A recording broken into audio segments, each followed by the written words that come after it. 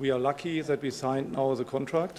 Ние сме среќни што го потпишавме договорот за реализација на инвестицијата и сакаме да почнеме колку што е можно поскоро со инвестицијата во Штип. Почнеме со изградбата на компанијата и сакаме да се отвори за 4 недели. Ќе се произведува фиберглас за индустријскиот пазар, за бродската индустрија и за енергијата од ветар. Имаме многу добро чувство во Македонија и планираме да вработиме околу 1000 вработени. Тоа ќе бидат вработени кои што имаат искуство во бизнисот на печатење и така натаму. Планиравме првично инвестицијата да биде во Абу Даби, меѓутоа кога ги видовме условите тука во Македонија, го сменивме мислењето затоа што работите тука се одвиваат многу брзо, додека во Абу Даби за одредени активности ни беа потребни 2 години, тука во Македонија од првиот состанок до сега е потребна 1 година, што е многу добро време.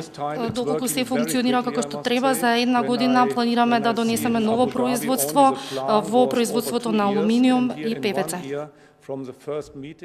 Добар ден на сите, да дополнам некои информации што ги кажа господинот Венланд. Значи, минатата година се официализира инвестицијата од негова страна на почетокот на мај, што значи дека во период од 12 месеци ќе имаме функционална фабрика која веќе ќе произведува и извезува од Македонија.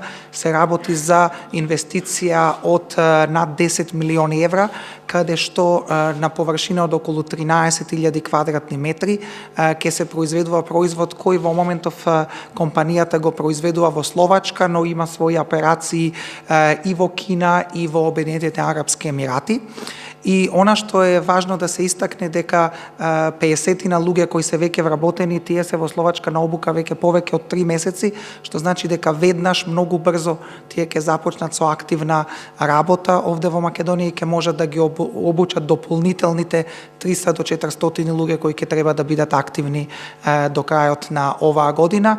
И веќе со господинот Венланд сме во разговори кои се другите потенцијални инвестиции не само од неговата компанија, туку и од негови бизнис партнери со кои тој соработува за тие по можност да бидат лоцирани во Македонија. Нормално сето тоа ќе зависи од успешноста на оваа прва инвестиција, но досега сите оние процедури кои се потребни од страна на државата и поддршката е дадена, бидејќи тоа е многу позадоволен од она што се случило во Абу Даби.